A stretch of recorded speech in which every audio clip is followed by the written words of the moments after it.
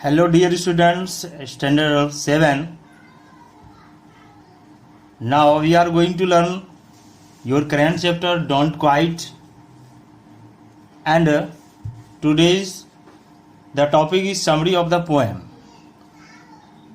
Means your current poem Don't Quite and summary of the poem.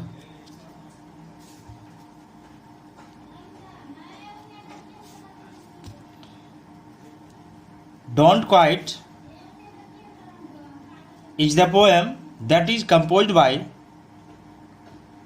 Edgar Albert Guest.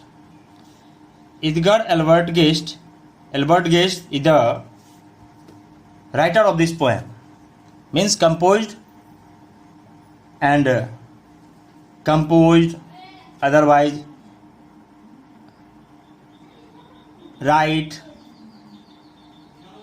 That is same meaning. Compose and write means ये जो poem है don't quite, ये compose किया गया है, means ये लिखा गया है किसके द्वारा? Edgar Albert Guest, and he is well known as public people's poet. It is an inspirational poem. तो एक वर्ड आया यहाँ पर, inspirational poem. That means the poem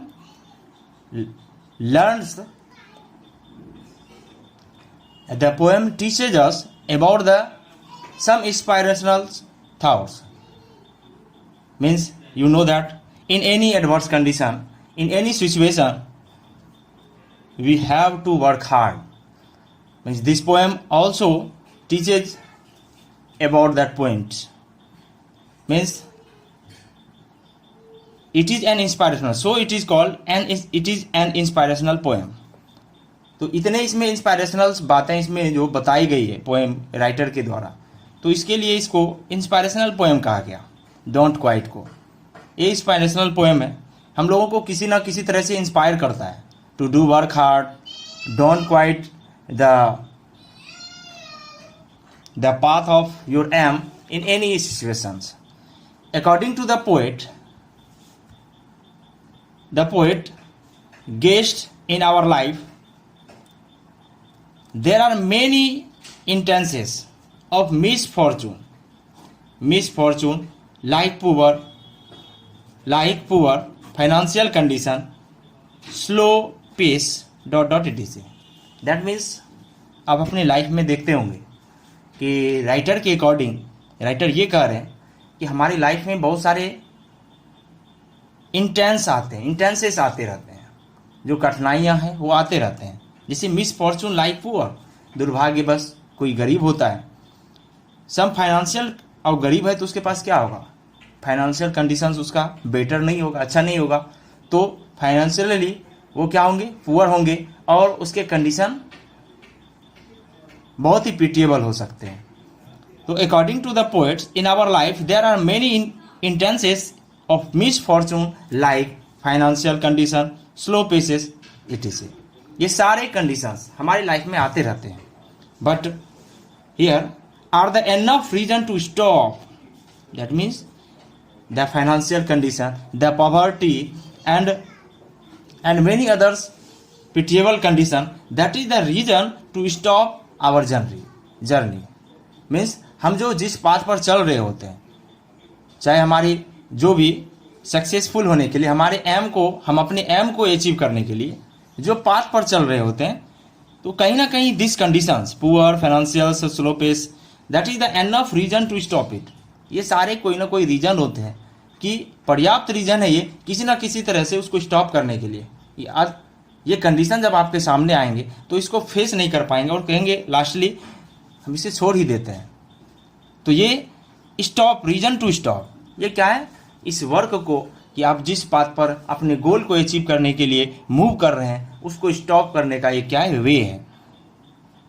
he says that means writer guest says that we never know how close one might be once गोल.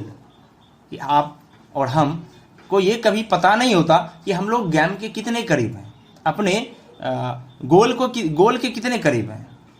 गोल के कितने करीब हैं, अपने एम के कितने करीब हैं, means how nearer to your aim, कि कितने करीब हैं, हम उसको कब अचीव कर लेंगे ये पता नहीं होता। And in spite of how tired and sadness also, in spite of that is the phrasal verb, in spite of that means के बावजूद, in spite of how tired and sadness also, आप कितना भी थक जाएं और चाहे उसके लिए सैडनेस मीन्स आपके चेहरे पे कितने भी उदासी आ जाए, चाहे आप कितने भी थक जाएं, चाहे कितने चेहरे पे उदासी आ जाए,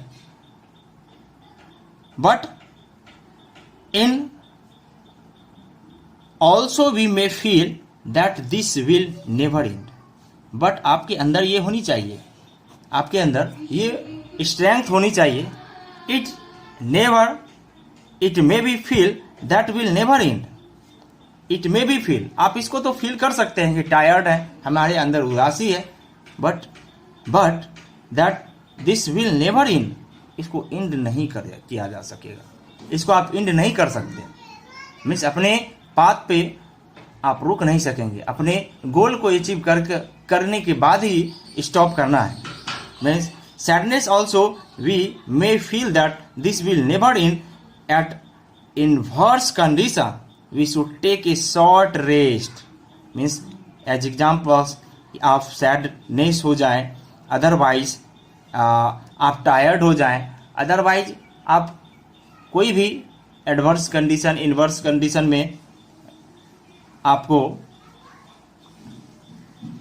कुछ ऐसे कोई परिस्थितियां आती है, आपके साथ कोई सिचुएशन आता है, तो उसको फेस करने का सोचें, आप उसको फील करें, हम कंडीशन जो मेरी कंडीशन जो खराब है इसमें हम चल रहे हैं, but never to stop to achieve our goal, हम कभी अपने गोल को अचीव करने में आप उसको स्टॉप नहीं कर सकते, अपने जो जर्नी है उसको स्टॉप नहीं कर सकते, मीन्स अपनी जो वर्किंग है वो हाई स्ट्रेंथ के साथ इसको करते रहें। And at inverse condition we should take a short rest but never quit your hard working, but आप उसको हार्ड वर्किंग को कभी नहीं छोड़ सकेंगे, नहीं छोड़ना है, उस हार्ड वर्किंग को कंटिन्यू करते रहना है, चाहे आपकी कंडीशन कुछ भी हो, आप हार्ड वर्किंग को नहीं छोड़ना है। Quite your hard working means अपने हार्ड वर्किंग को कभी नहीं छोड़ना, मीन्स अपने हार्ड वर्किंग को करते रहना है, और लास्टली आप अचीव को गोल को अचीव करेंगे, और फिर ये सारी जो आपके साथ sadness and any types of tiredness and poverty that also be remove, means कहा गया कि मीन्स यदि आप अचीव को गोल करते हैं, मैं अपने गोल को अचीव करते हैं, तो जो आपके पास जो पॉवर्टी या any types of pitiable condition जो भी हो, ये क्या होता है, खुद रिमूव हो जाता है, वो समाप्त हो जाता है, और आपके अंदर एक न्यू हैप्पीनेस या आपके चेहरे पे आते हैं कि हमने अपने गोल को अचीव किया। तो means this is the summary of the poem don't quite, that is the inspirational poem. तो ये बहुत ही आपके लवली पोएम है आपके बुक में, तो I hope that you may understand it, and now you have to take notes of this chapter don't quite। तो अभी आपने समरी को किया, नेक्स्ट पार्ट में इसके क्वेश्चन आंसर को भी करेंगे, जो आपकी इसके क्वेश्चन आंसर गिवन है, इसके क्वेश्चन आंसर को भी आपको डील करेंगे और इसके नोट्स को प्रिपेयर कर लेंगे। तो आप इसके समरी को नोट्स करने के लिए इसकी आप स्क्रीनशॉट इसका ले सकते हैं, और फिर इस स्क्रीनशॉट के अकॉर्डिंग आप इसके नोट्स को कर लेंगे।